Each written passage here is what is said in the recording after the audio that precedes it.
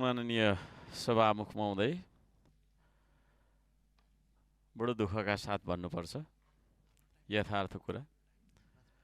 प्रधानमन्त्रीज्यू सीमा रक्षा गर्न नसक्ने, गृहमन्त्रीले सुरक्षा दिन नसक्ने, शान्ति सुव्यवस्था दिन नसक्ने, आपूर्ति मन्त्रीले ग्यास मल दिन नसक्ने, श्रम रोजगार मन्त्रीले रोजगारी दिन नसक्ने, अर्थमन्त्रीज्यूले बजार दिन नसक्ने, राहत दिन नसक्ने, महँगी नियन्त्रण गर्न नसक्ने, सहकारी पीडितले पैसा फिर्ता नपाउने, न्यायालय छ न्याय नपाउने, अस्पताल छ उपचार नपाउने, अनि हामीले गरिरहेको कुरा के होला? What are we doing? के गर्दैछौँ हामीले? यो प्रश्न म लगायत सबैजनालाई सोध्न चाहन्छु आज। अब हामीले संसदमा बोल्छौँ, सरकार संसदप्रति जवाफदेही बन्नुपर्छ भन्ने माग हिजोसम्म राख्यौँ। हिजो खुसी लाग्यो, सभामुखज्यूले निर्देशन पनि दिनुभएको छ। आशा गर्छु हाम्रो प्रधानमन्त्रीज्यू आएर हाम्रो प्रश्नको, हाम्रो भन्नाले हाम्रो पर्सनल केही छैन, जनताको प्रश्नको उत्तर उहाँले दफावार दिनुहुनेछ। प्रश्नको उत्तर उहाँले दिनैपर्छ। सरकार संसदप्रति जवाफदेही बन्नुपर्छ, संसद जनताप्रति जवाफदेही बन्नुपर्छ। जवाफदेही नबन्ने हो भने हामीले गरिरहेको यो कार्यको कुनै अर्थ रहँदैन। यहाँ आउनु, बोल्नु, होइन? बोल्नु त हामी थुप्रो बोल्छौँ। आज पनि यहाँ थुप्रै हामीले बोलिसक्यौँ, 2 घन्टा 3 घन्टा भइसक्यो बोलेकै छौँ। तर यी बोलेका कुराहरूको सुनवाई कसले गर्ने हो र त्यो सुनवाई गरे अनुसार कार्य हुन्छ कि हुँदैन, यो पनि चाहिँ नि हामीले गम्भीर भएर यसको उत्तर हामी सबैले दिउँ, नेपाल सरकार लगायत हामी सबैले दिउँ। अब यहाँ भूमि व्यवस्था, सहकारी, सङ्घीय मामिला तथा सामान्य प्रशासन मन्त्री थुप्रै उहाँको चाहिँ त्यो लामो छ मन्त्रालयको नाम। उहाँलाई म प्रश्न गर्न चाहन्छु यो सभामुख मार्फत, संसद मार्फत उहाँलाई। सुनसरीको रामधुनी 7 मा 64 बिघा भन्ने बस्ती छ। त्यो बस्ती चाहिँ एकजना भूमाफियाले कहिले हो कहिले बस्ती नै नहेरिकन 3-4 चोटि मुद्दा नि जित्या रहेछ बस्तीवासीले, उसले आफ्नो नाममा पारेको रहेछ भन्ने कुरा आएको छ। त्यो बस्तीवासीले न्याय कहिले दिने हो? बराहा बचत तथा ऋण सहकारी संस्था धरानमा अरबौं पैसा डुबेको छ बचतकर्ताको, त्यो पैसा कहिले पाउने हो? विशिष्ट यी दुईटा कुरा मैले राख्न चाहेँ। त्यसै गरी सुनसरी 1 लगायत देशैभरि हामीले योजनाका मागहरू, लिस्टहरू बुझाएका छौँ सम्बन्धित मन्त्रालयहरूमा। ती योजनाका ठेक्काहरू कहिले लाग्छन्? तुरुन्त लगाउनु पर्यो। कार्यविधि बनेको छैन, यस्तो बनेको छैन, उस्तो बनेको छैन भन्न पाउँदैन सरकारले। त्यो बनेको छैन र त बनाउनु पर्छ, होइन? यत्रो ठुलो तपाईँको चाहिँ नि बहुमत प्राप्त सरकारले यस्तो थिएन उस्तो थिएन भनेर चाहिँ नि सानोतिनो बहानाबाजी गर्न मिल्दैन। म सरकारलाई ध्यानाकर्षण गराउन चाहन्छु, ठेक्का अब धमाधम खोल्नुपर्छ। हुन्छ मात्रै भनेर हुन, धमाधम ठेक्का खोल्नुपर्छ। असारमा गएर तपाईँको चाहिँ नि हामीले असारे काम गर्नु हुँदैन। पानी पनि परिरहेको छ, त्यतिखेर कालो पत्रे लिएर असफाल्ट हामीले लगाइहिँडेको थुप्रो ठाउँमा देख्छौँ। काम नगर्ने ठेक्का तपाईँको चाहिँ नि गर्ने निर्माण व्यवसायीहरूलाई कारबाही पनि गर्नुपर्छ। त्यसमा पनि मेरो पार्टी तेरो पार्टी नभनिकन चाहिँ नि हामीले, होइन, तथ्यको आधारमा, गुण र दोषको आधारमा चाहिँ नि कारबाही चलाइयोस् भन्ने माग पनि म गर्न चाहन्छु। यो कानुनी झमेलाहरू थुप्रै छन् विकासका लागि बाधक। हामीले चाहिँ नि जनताले हामीलाई डेलिभरी, होइन, विकासको चाहिँ नि तपाईँको चाहिँ नि डेलिभरी खोजेका छन्, तर हामीले चाहिँ कानुन मात्रै सोझाइरहेछौँ। यहाँ पनि थुप्रै छ, कानुन थुप्रो रहेछ यो देशमा, कानुन थुप्रो रहेछ। ती सम्पूर्ण कानुनहरूलाई चाहिँ नि सोझो कानुन, बुझ्ने खालको कानुन, या उता जहाँ जे लेखिएको भए तापनि भन्ने खालका कुराहरू हटाएर सामान्य तपाईँको चाहिँ नि वाक्यहरूमा सबैले बुझ्ने खालको कानुन बनाउनुपर्छ। म त्यसतर्फ पनि ध्यानाकर्षण गराउन चाहन्छु। र अन्त्यमा ताप्लेजुङ अस्ति म गएको थिएँ मुकुमलुङ पाथिभरा माताको दर्शन गर्नलाई। त्यहाँ सुके टारदेखि तपाईँको चाहिँ नि त्यो पर फेदीसम्मको बाटो खोला जस्तो रहेछ। बाटो बनाउँदै गएको, श्रमदान गर्दै गएको, होइन, ढुङ्गा पास गर्दै, खाल्डाहरू पुर्दै बाटो तपाईँको चाहिँ नि के अरे त्यो तरिकाले गयौँ। त्यो बाटो चाहिँ तुरुन्त बनाउनुपर्छ भन्ने ध्यानाकर्षण गराउन चाहन्छु। धन्यवाद छ। नमस्ते। सम्माननीय सभामुखज्यू, आज विशेष गरेर हामी नेपालभन्दा अलिकति बाहिरको विषयवस्तु उठाउन चाहन्छु। आज ती लाखौँ नेपालीहरू जो आफ्नो घरको चुलो निम्न नदिन, छोराछोरीको भविष्य बनाउन र बाबुआमाको औषधि किन्न र परिवारको सपना पुरा गर्न आफ्नो देश छोडेर विदेशिएका छन् सभामुखज्यू। र आज हामी सबै नेपालीले सुन्नै पर्ने कुरा छ यो, किनभने यो कुनै सत्तापक्ष र प्रतिपक्षको विषयवस्तु होइन। परदेशमा जाने नेपालीको हातमा पासपोर्ट मात्र हुँदैन, घरको ऋण हुन्छ र आमाबुवाको आशा हुन्छ, श्रीमतीको भरोसा हुन्छ र छोराछोरीको भविष्य हुन्छ। तर आज त्यही नेपाली विदेश पुगेपछि ठगीमा पर्छ, अल्पत्र पर्छ, तलब पाउँदैन, सम्झौता अनुसार फरक काम गर्न ऊ बाध्य छ र यति धेरै मानसिक अवस्था आउँछ कि ऊ आत्महत्या गर्न बाध्य छ र नेपालमा रातो बाकस भएर फर्किनुपर्छ। सम्माननीय सभामुख महोदय, त्यो भएको हुनाले कति मान्छे छ त भन्दा हाम्रो नेपाल करिब करिब जति अहिले हामी नेपालमा बस्छौँ यसको बराबरी छ। तर 70 लाखले मात्रै तपाईँको अहिले तपाईँको श्रम स्वीकृति लगेको रेकर्ड छ। तर रेकर्ड नभएको जोड्ने भने झन्डै 1 करोड मान्छे आज विदेशमा छ। तर तिनीहरूलाई नेपाल सरकार छ कि छैन जस्तोको व्यवहार राज्यबाट भइरहेको छ। यो केवल सङ्ख्या होइन, आधा देश बाहिर छ। विदेशमा पसिना बगाएर नेपाली युवाले पठाएको पैसाले नेपालको अर्थतन्त्र धानेको छ। पछिल्लो तथ्याङ्क अनुसार झन्डै 21 खरब रुपैयाँ चाहिँ रेमिटान्सबाट नेपाल आएको छ र नेपाल धानिरहेको छ। आज तपाईँ हामीले खाने यो तलब पनि त्यो रेमिटान्सबाट देश चलिरहेको छ। जसले नेपालको अर्थतन्त्र धानेका छन् उनीहरूको जीवन अधिकार कसले धान्ने? सम्माननीय सभामुखज्यू, हामीले विदेशबाट रेमिटान्स मात्र भित्राएका छैनौँ, हरेक वर्ष हामीले रातो बाकस पनि भित्राएका छौँ। करिब 16,760 जना मान्छे अहिले विदेशमा मरेर रातो बाकसमा नेपाल फर्किएका छन्। हरेक सङ्ख्याको पछाडि एउटा परिवार छ। एउटा बाकस नेपाल फर्किँदा एउटा घरको सपना फर्किँदैन, एउटा सब विमानस्थलमा झर्दा एउटा परिवारको भविष्य पनि भत्किएको हुन्छ। जापानकै उदाहरण हेरौँ सम्माननीय सभामुखज्यू, अहिले 1 वर्षमा जापानमा झन्डै 73 जना मान्छेको मृत्यु भयो। 73 मध्ये 28 जना मान्छेले आत्महत्या गरेका छन्। 28 जना मान्छेहरू आत्महत्या गर्न बाध्य कसरी पारिएका छन् भने जापानमा आज हजारौँ विद्यार्थीहरूलाई अल्पत्र पारिएको छ। नेपालबाट जापान लिने कन्सल्टेन्सी खोलेका छन् र अल्पत्र पारिएको छ र कुकिङ भिसा भन्दै अल्पत्र पारिएको छ। अब ती अपराधीलाई कारबाही गर्ने कि नगर्ने यो प्रश्न खडा भएको छ र त्यो अपराध गर्ने अपराधीहरू विभिन्न सत्ता र शक्तिको आडमा भातृ सङ्गठनको कार्यक्रम गर्दै हिँड्छन्। अहिले पनि कार्यक्रम गरिरहेछन् ठाउँ ठाउँमा ठुल्ठुला। तपाईँ हामी जाँदाखेरि एयरपोर्टमा फुलमा खादामाला लाउने तिनीहरू नै हुन्छन्। तर हिजो अर्कै पार्टीका थिए, तर आज सत्ताधारी पार्टीका सदस्य छन् तिनीहरू। तिनीहरूलाई कारबाही गर्ने कि नगर्ने यो प्रश्न आज यहाँ उठेको छ। र अर्को एउटा ठुलो समस्या छ विदेशमा, के छ भने 75,000 नेपाली बराबर एउटा कर्मचारी छ विदेशी निकायमा। आज एउटा गाउँपालिकामा झन्डै 250 देखि 300 जना सरकारी कर्मचारी हुँदा आज 75,000 नेपाली बराबर एकजना कर्मचारी राख्यो भने उसले सुविधा दिन सक्छ कि सक्दैन?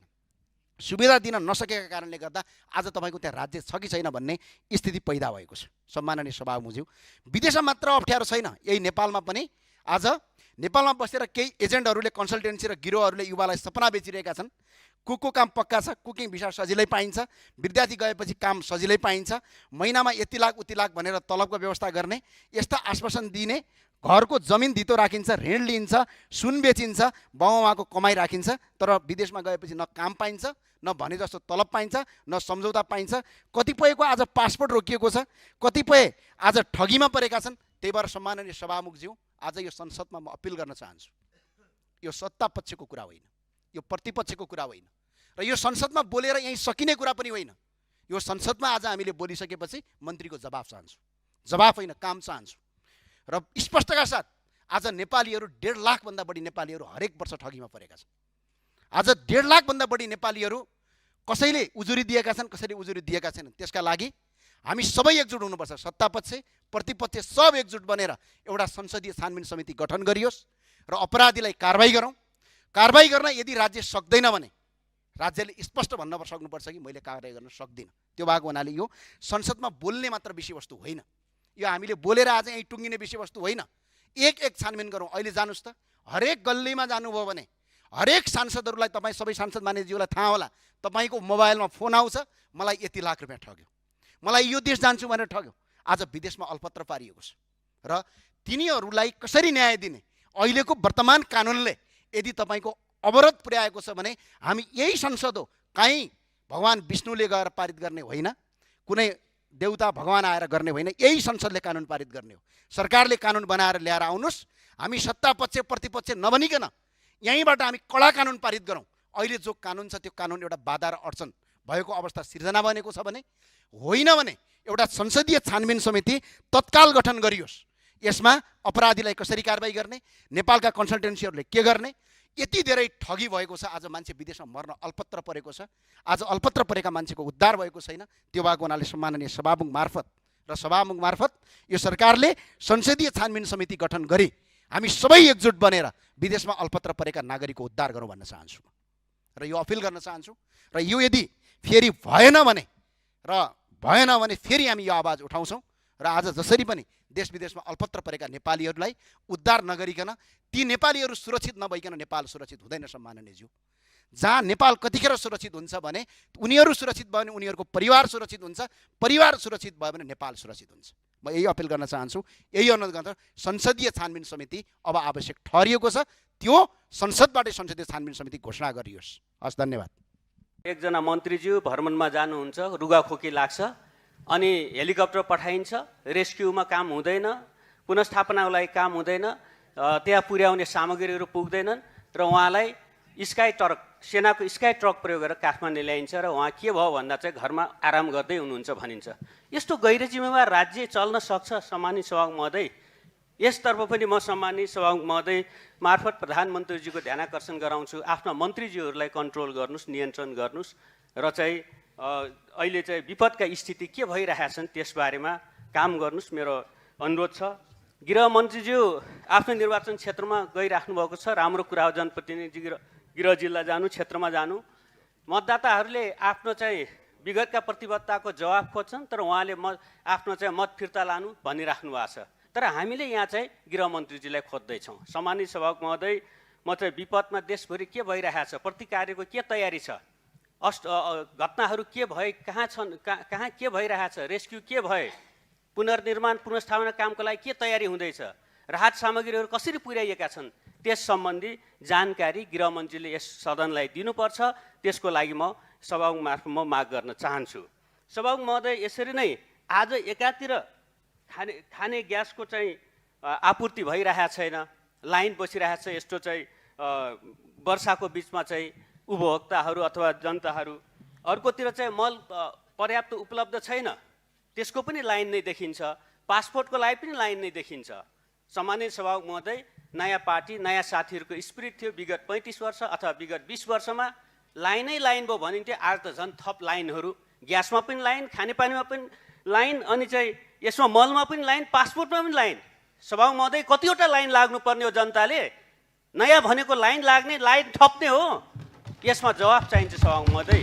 हामीले शङ्काको लाभ दिएका छौँ नयाँ साथीहरूलाई, नयाँ सरकारलाई, तर खै त्यो लाभ शङ्काको लाभ अनुसार काम गरिराख्नु भएको छैन। जवाफदेही बन्नै पर्छ। अब तपाईँहरूले देशको नेतृत्व गरिराख्नु भएको छ, अब पुरानो स्थापित पार्टीलाई दोष दिएर हुँदैन।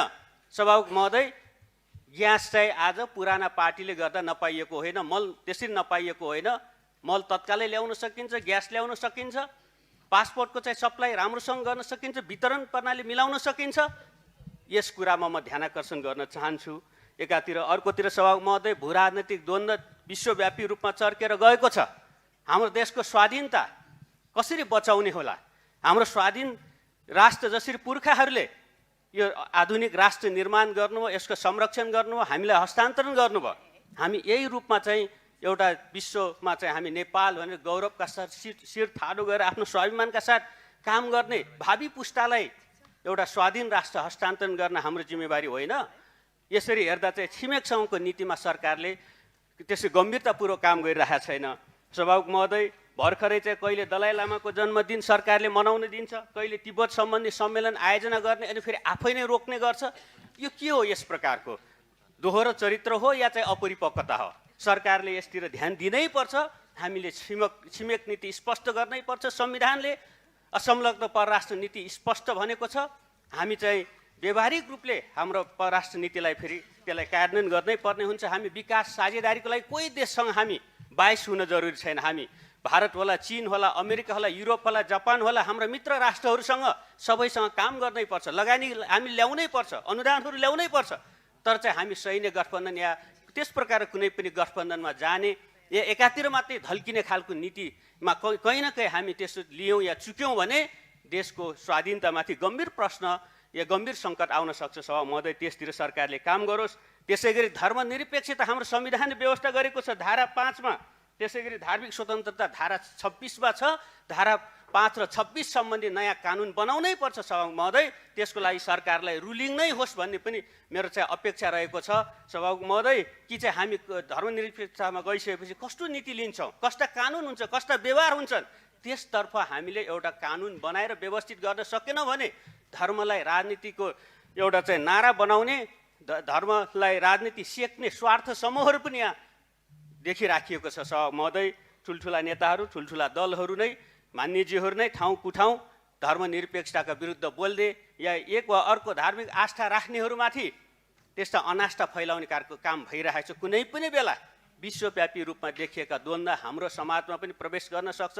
सुनसरीमा देखिएको, सिराहामा देखिएको त्यस प्रकार घटना बल्ल बल्ल साम्य भएको छ। सत्तारूढ दलकै मान्यजी सदस्यले भन्नुभयो आगो निभ्यो तर चाहिँ दाउरा निभेको छैन भने त्यो सही कुरा हो। हामी सतर्क हुनैपर्छ, संयमित हुनुपर्छ। हाम्रो देश, हाम्रो जनता कि हामी चाहिँ धार्मिक सद्भाव, एउटा चाहिँ हामी सहिष्णु र सामाजिक सद्भावमा बाँचेको जनता हौँ, राष्ट्र हो, त्यसलाई कायम राख्नुपर्छ सभामुख महोदय। त्यसको लागि यो संविधानको धारा 5 र 26 सम्बन्धी कानुन सरकारले ड्राफ्ट गरोस्, यहाँ प्रस्तुत गरोस् एकातिर, अर्कोतिर सामाजिक सद्भाव बिठोलिने कुनै पनि काममा सरकारले जिरो टोलरेन्स पोलिसी लियोस् भन्ने कुरा पनि म यहाँ राख्न चाहन्छु। त्यसै गरी सम्मानीय सभामुख महोदय, यो रोमानिया, सर्बिया, मोल्दाभो लगायतका क्षेत्रहरूमा हाम्रो चाहिँ त्यहाँ चाहिँ कूटनीतिक सम्बन्ध रहेनछ। त्यो क्षेत्रका त्यहाँ चाहिँ आप्रवासनमा रहनुभएका साथीहरूको बारम्बार गुनासो हामी कहाँ आउने गर्छ। त्यो क्षेत्रमा कूटनीतिक नियोग स्थापना गरियोस्। त्यहाँ केही काम पर्यो भने हजारौँ नेपालीहरू त्यहाँ हुनुहुन्छ रोजगारीको सिलसिलामा, केही काम पर्दा जर्मनी आउनुपर्ने अवस्था छ। त्यसैले रोमानिया क्षेत्र या सर्बिया त्यो क्षेत्रमा चाहिँ एउटा चाहिँ कूटनीतिक नियोग स्थापना गरियोस्। त्यसतर्फ सरकारको म ध्यानाकर्षण गर्न चाहन्छु सभामुख महोदय। यसरी चाहिँ हामीले समग्रमा चाहिँ कि चाहिँ नयाँ सरकारले काम सुरु गरेको छ, तर अझै आशा जगाउन सकेन कि विगत गणतन्त्रको 20 वर्षमा गरिएका कामहरूका रिजल्ट देखिँदै आएका छन्। हिजो मात्रै माननीय ऊर्जा मन्त्रीजीले एउटा स्टेटमेन्ट दिनुभयो, खुसी पनि लाग्यो। मैले ऊर्जामा पनि काम गरेँ विगतमा, कि वार्षिक 30 अर्बको विद्युत निर्यात गर्ने क्षमतामा हामी पुगेका छौँ 2065 सालमा। उहाँकै स्टेटमेन्ट हो यो।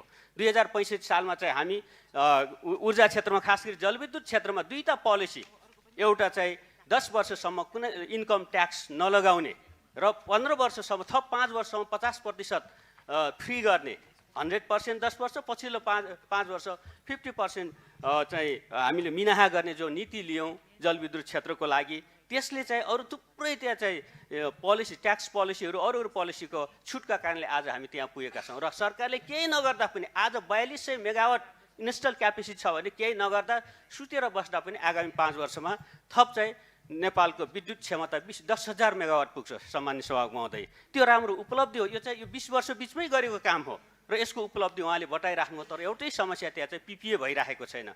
15-16 हजार मेगावाट क्षमताको पिपिए गर्नुपर्ने छ, अविलम्ब गरोस्। तर चाहिँ छिमेक भारतसँग 10,000 मेगावाट निर्यात गर्ने कुरो छ, त्यो चाहिँ कूटनीतिक पहल भइरहेको छैन। त्यो गरोस्। त्यसो गर्न सकिएन भने फेरि हामी बिक्रीको ठाउँ पाउँदैनौँ। यतातिर पनि सरकार ध्यानाकर्षण गराउँछु। धन्यवाद। माननीय सदस्य हर्कराज राई, समय 5 मिनट। त्यसपछि माननीय सदस्य। सम्माननीय सभामुख महोदय, हामीले सडक बनायौँ, पुल बनायौँ, सुरुङ बनायौँ, विमानस्थल बनायौँ, यी सबै आवश्यक छन्। तर प्रश्न के हो भने यी पूर्वाधार हुँदै जाने बाटोमा नेपाली उत्पादन कहाँ छ, रोजगारी कहाँ छ, उद्योग कहाँ छ? हामीले विकासलाई कहिलेकाहीँ यति धेरै सिमेन्ट र डन्डीमा नाप्न थाल्यौँ कि लाग्छ देशको विकास भयो कि विकासको बिल मात्र बढ्यो। सभामुख महोदय, अब हाम्रो विकासको प्राथमिकता बदल्नुपर्छ। सडकले उत्पादन बजार पुर्याओस्, सुरुङले व्यापारको समय र लागत घटाओस्, विमानस्थलले त्यसबाट पर्यटक लगानी र व्यापार भित्रियोस्, र सबैभन्दा महत्त्वपूर्ण सरकार आफै उद्योग चलाउने होइन, उद्योग चलाउने निजी क्षेत्रलाई सुरक्षित वातावरणका साथ नीति बनाएर अगाडि बढ्नुपर्छ। सरकारको काम व्यापारी बन्ने होइन, व्यापार गर्ने वातावरण बनाउने हो। सरकारले कारखाना मेसिन चलाउने होइन, नीति र कानुनको मेसिनरी चलाएर निजी क्षेत्रलाई उद्योग चलाउने वातावरण दिने हो। सभामुख महोदय, नेपालको अर्थतन्त्रमा निजी क्षेत्रको भूमिका अत्यन्तै महत्त्वपूर्ण छ। उपलब्ध अध्ययन अनुसार कुल गृहस्थ उत्पादनमा निजी क्षेत्रको योगदान 80% भन्दा बढी र रोजगारीमा पनि निजी क्षेत्रको ठुलो हिस्सा रहेको देखिन्छ। त्यसैले अब निजी क्षेत्रलाई शङ्काको दृष्टिले होइन राष्ट्रिय आर्थिक साझेदारीको रूपमा हेर्नुपर्छ, किनकि निजी क्षेत्रलाई लगानी गर्न दिनुपर्छ, उद्योग खोल्ने, प्रतिस्पर्धा गर्ने र नाफा कमाउन दिनुपर्छ। तर सरकारले स्पष्ट नीति नियम बनाएर कर तिर्ने, रोजगारी सृजना गर्ने र गुणस्तरीय उत्पादन गर्ने, उपभोक्ताको अधिकार संरक्षण गर्ने बाध्यकारी कानुन भने बनाउनुपर्छ। सरकारको भूमिका जहिले अभिभावकीय हुन आवश्यक छ। सभामुख महोदय, बन्द उद्योगबारे सरकारको दृष्टिकोण स्पष्ट हुनुपर्छ। वर्षौंसम्म घाटामा उद्योग चलाएर जनताको कर खर्च गर्नु समाधान होइन। सम्भावना भएका उद्योगहरूको व्यावसायिक मूल्याङ्कन गरौँ, निजी क्षेत्रलाई पारदर्शी प्रतिस्पर्धाबाट सहभागी गराउँ र सक्षम व्यवस्थापनलाई जिम्मेवारी दियौँ। सरकारले उद्योग चलाउने होइन, उद्योग चल्ने वातावरण बनाउने हो। घाटा सरकारले बेहोर्ने, बजेट थप्ने र कर जनताले तिरिरहने चक्र अब अन्त्य गर्नुपर्छ। सभामुख महोदय, अब मेरो गृह जिल्ला सोलुखुम्बुको कुरा गर्न चाहन्छु। सोलुखुम्बु सगरमाथाको जिल्ला मात्र होइन, यो कृषि, जलविद्युत र पर्यटनको अथाह सम्भावना भएको जिल्ला हो। हाम्रा किसानले आलु, किवी, स्याउ, चौरीको दुध र जडीबुटी उत्पादन गर्छन्। तर समस्या के छ भने किसानले उत्पादन गर्छन्, किसानले कच्चा पदार्थ बेच्छन्, तर अरूले बजार खोज्छन् र नाफा अरूले कमाउँछन्। यो अवस्था अब बदलिनुपर्छ। सरकार आफै आलुको चिप्स कारखाना खोल्न जाने होइन, सरकारले नीति बनाउने, पूर्वाधार दिने, सडक विद्युत पुर्याउने हो। निजी क्षेत्रको लगानी सुरक्षा गर्ने हो। उद्योग निजी क्षेत्रले खोल्ने वातावरण बनाउनुपर्छ। सोलुखुम्बुको किवी सोलुखुम्बुमै प्रशोधन भएर जुस लगायतका उत्पादन बनोस्, स्याउबाट जुस र अन्य वस्तु बनोस्, चौरीको दुधबाट गुणस्तरीय चिज र दुग्ध जन्य पदार्थ उत्पादन होस्, जडीबुटी कच्चै नबेचौँ, प्रशोधन गरेर मूल्य बढाउँ। अब किसानले कच्चा पदार्थ बेच्ने होइन, आफ्नै उत्पादनको ब्रान्ड बेच्ने सोलुखुम्बु बन्ने वातावरण बनाउन सरकारसँग म जोरदार माग गर्दछु। साथै किसानले पसिना बगाउने, नाफाहरूले खाने अवस्थाको अब अन्त्य हुनुपर्दछ। सभामुख महोदय, जलविद्युतमा पनि यही स्पष्ट नीतिको आवश्यक छ। सरकारले वातावरण बनाओस्, निजी क्षेत्रले लगानी गरोस्, स्थानीय जनता साझेदारी बनुन्, स्थानीयलाई शेयर रोजगारीको सुनिश्चितता गरिनुपर्छ र यही मोडेलमा जलविद्युत विकास पूर्वाधार निर्माण गरिनुपर्छ। त्यसैले पर्यटन सोलुखुम्बुको सम्भावना अझै विशाल छ। सगरमाथा त छँदैछ, पिके डाँडा, महाकुलुङ, पाँच पोखरी, जुब्बुको सुके पोखरी लगायत धेरै पर्यटकीय गन्तव्य छन्। अब सरकारले सबै ठाउँमा आफै होटल खोल्ने होइन, सरकारले पर्यटनको सम्भाव्यता अध्ययन गरी आवश्यक ठाउँमा केबल कार, साहसिक पर्यटक र अन्य आधुनिक पूर्वाधार विकास गरोस्, निजी क्षेत्रलाई लगानी गर्ने वातावरण गरियोस्। सभामुख महोदय, अब विकासको मापन पनि बदल्नुपर्छ। सडक कति किलोमिटर बन्यो, कति उद्योग दर्ता भए, कति लगानीको प्रतिबद्धता आयो भन्ने होइन, कति नेपाली युवाहरूले रोजगार पाए, कति उत्पादन बजारसम्म पुग्यो, कति पुँजी वास्तवमै लगानी भयो भन्नेतिर सरकारको ध्यान जान आवश्यक छ। सभामुख महोदय, हामीलाई यस्तो नेपाल चाहिएको छ जहाँ युवा रोजगारी खोज्न विदेश जान बाध्य नहोस्, बरु विदेशी लगानीकर्ता नेपालमा उद्योग खोल्न आउन चाहोस्। हामीलाई यस्तो अर्थतन्त्र चाहिएको छ जहाँ सरकार उद्योगको मालिक होइन, उद्योगको संरक्षक र सहजकर्ता बनोस्, जहाँ निजी क्षेत्रलाई समस्या होइन, समाधानको साझेदारी मानियोस्। त्यसैले सरकारसँग मेरो स्पष्ट आग्रह छ, स्थिर नीति लगानीको सुरक्षा गरी कर प्रशासनिक झन्झट हटाइयोस् र पूर्वाधार निर्माण गरी निजी क्षेत्रलाई विकासको वातावरण सिर्जना गरियोस्। किनभने सरकारले सबै काम गर्न खोज्यो भने सरकार थाक्छ, निजी क्षेत्रलाई काम गर्न दियो भने अर्थतन्त्र जाग्छ र अन्त्यमा सडकले बजार खोज्छ, उद्योगले रोजगारी दिन्छ, निजी लगानीले पुँजी जोड्छ र सही नीतिले यी सबै समृद्धसँग जोड्छ। त्यसैले सम्माननीय सभामुख महोदय, रोल्पाको थबाङ, सुनचहरी र लुङ्ग्रीबाट आएका दुःखद खबरहरू सबैको कानमा परिरहेकै हुनुपर्छ। हालसम्मको अभिलेख अनुसार 17 जनाको विदारक मृत्यु भइसकेको छ। बेपत्ता हुनेहरू अझै भेटिएका छैनन्, आफन्तहरू अझै सास भेटिन्छ कि भनेर पर्खिरहेका छन्। राजनीतिक विद्रोह, प्राकृतिक विपद वा गाडी दुर्घटना जे घटना भए पनि रोल्पालीले निरन्तर सङ्कट बेहोर्दै आएका छन् इतिहासदेखि आजसम्म। अहिले निजामती प्रशासन र सुरक्षा फौज दुवैले हरेक दिन बाढी पहिरोमा ज्यान गुमाउनेको सङ्ख्या टिपेर केन्द्रमा पठाइरहेका छन्। मलाई मान्छेको अमूल्य ज्यान अङ्कमा सीमित भएको देख्दा असाध्यै डर र पीर लाग्छ। नियति हो कि भनेर हात पुरपुरोमा राख्छु। केही महिना अघि मात्रै रोल्पामा भएको जीप दुर्घटनामा एउटै गाउँका 19 जनाले अनाहकमा ज्यान गुमाउनु पर्यो। 19 जना मानिस मात्र थिएनन्, 19वटा परिवार थिए, 19वटा संसार थिए, 19वटा सपना पनि थिए, ती छिनेर गए। हामी तथ्याङ्कमा यतिजनाको मृत्यु भयो, यतिजना घाइते भयो भनेर गन्न सक्छौँ, तर कसैको काख रित्तिदाको पीडा कुनै तथ्याङ्कले भन्दैन, बताउन पनि सक्दैन। एउटा बच्चाले आमा बाबु गुमाउँदाको पीडा कुनै राहतको प्याकेट वा प्याकेजले मेटाउन पनि सक्दैन। जीवनसाथी गुमाउँदाको रिक्तता, एक्लोपन वा शून्यता कुनै क्षतिपूर्तिले भर्न सक्दैन, तिर्न पनि सक्दैन। मध्य वर्षातको समय छ, बाढी र पहिरोको त्रासदी निरन्तर छ, अझ बढ्दो क्रममा छ। कुनै पहिराले कुन बस्ती छिमल्ने हो, कुन बाढीले कुन बस्तीलाई भेलमा मिसाउने हो, यसै भन्न सकिँदैन। विपदमा को राहत बाँड्न गयो, कुन नेता गयो, कसको नेतृत्वमा सामग्री पुग्यो भन्ने कुरा त गौण हुन् सम्माननीय सभामुख महोदय। कुरा श्रेयको होइन, राज्यको उपस्थितिको, सान्त्वनाको हो, समानुभूतिको हो र सहानुभूतिको हो। हामीले भनेका छौँ यो सरकार नागरिकको सरकार हो। यदि साँच्चै नागरिकको सरकार हो भने नागरिकको दुःखमा राज्य देखिनुपर्छ, राज्य छ भने नागरिकले महसुस गर्नुपर्छ। सम्माननीय सभामुख महोदय, रोल्पा त परिवर्तनको इतिहास बोकेको जिल्ला हो, किल्ला हो। त्यसरी हेर्ने हो भने त यो जिल्ला नेपालकै शक्तिशाली र समृद्ध मध्येको जिल्ला बन्नुपर्ने थियो। परिवर्तनको सपना बोकेर हिँडेको जिल्लाले विकासको उदाहरण बन्नुपर्ने थियो। 10 वर्ष लामो सशस्त्र युद्धको ट्रोमाबाट त गुज्रिरहेका छन् त्यहाँका नागरिकहरू। अझ आधारभूत आवश्यकताको लागि नेता गुहार्नु परिरहेको यो कस्तो विडम्बना हो। आज पनि थोरै हावा चल्दा सदरमुकाममै बिजुली जान्छ र रोल्पा फेरि पनि अन्धकार बन्छ। सदरमुकाममा त हावा चल्दा बत्ती जान्छ, अन्य गाउँको अवस्था के भन्नु। कतै बिजुली पुगेको छैन, कतै नेटवर्क पुगेको छैन, कतै सडक पुगेको छैन, कतै स्वास्थ्य सेवा छैन, अरू के छैन भन्दै जाने हो भने रात पर्छ। फेहरिस्त असाध्यै लामो छ सम्माननीय सभामुख महोदय। थबाङ जसको नाम सुन्दा इतिहास, विद्रोह र परिवर्तनको एकाएक ताजा भएर आउँछ। आज वार म्युजियम बन्नुपर्ने ठाउँ थियो। त्यहाँको इतिहासलाई विश्वले हेर्नुपर्ने हो, युवाहरूले बुझ्नुपर्ने हो, पर्यटकहरू पनि उत्तिकै पुग्नुपर्ने हो। तर आज थबाङ घुम्न जाँदा इतिहासको गौरवभन्दा कतै मृत्युको खाल्टोमा खसिने हो कि भन्ने डर लाग्छ। सम्माननीय सभामुख महोदय, रोल्पाले मृत्यु र त्रासका धेरै रातहरू देखिसकेको छ। 1 दशक लामो सशस्त्र द्वन्द्वको एउटा प्रत्यक्ष भुक्तभोगी त म आफै पनि हुँ। त्यसैले मलाई थाहा छ मृत्युको खबर सुन्नु र मृत्यु आउने डरमा समय काट्नु, रात बिताउनु कतिको डरलाग्दो कुरा हो भनेर।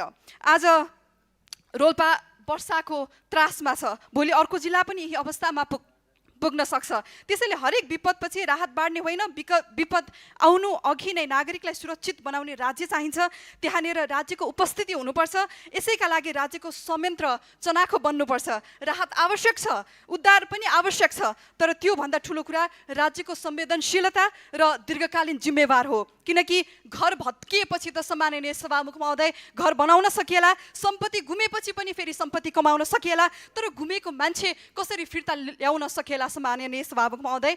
कल्पना गरौँ त आज राति सुतिसकेपछि भोलि बिहान उठ्न पाइन्छ कि पाइँदैन भन्ने भए बोकेर सुत्नु पर्यो भने त्यो निन्द्रा कति ठुलो यातना बनेर बस्छ। हामी त कल्पना गर्दा मात्रै पनि तर्सिन्छौँ, तर रोल्पाका नागरिक आज यही तरासमा छन्, तडपिएर बाँचिरहेका छन्। यसतर्फ सम्मानित सदन र सरकारको तुरुन्त ध्यान जाओस्। तत्काल मानवीय उद्धार र सम्मानजनक व्यवस्थापन गर्न म सदन र सरकारको गम्भीर ध्यान आकर्षण गराउन चाहन्छु। धन्यवाद।